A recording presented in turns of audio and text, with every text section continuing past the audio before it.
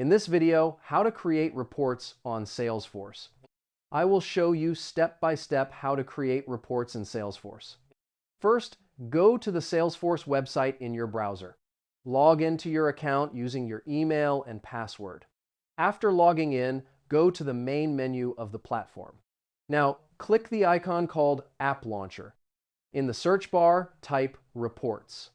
Click the Reports option to open the Reports section. Now click the New Report button. Select the type of report you want to create. Choose the data category you want to use.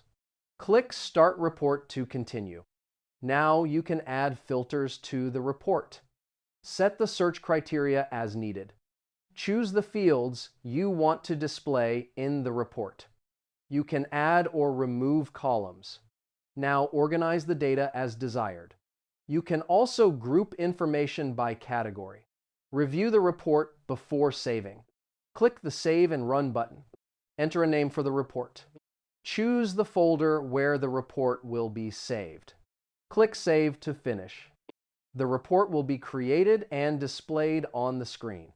This is how you can create reports in Salesforce easily.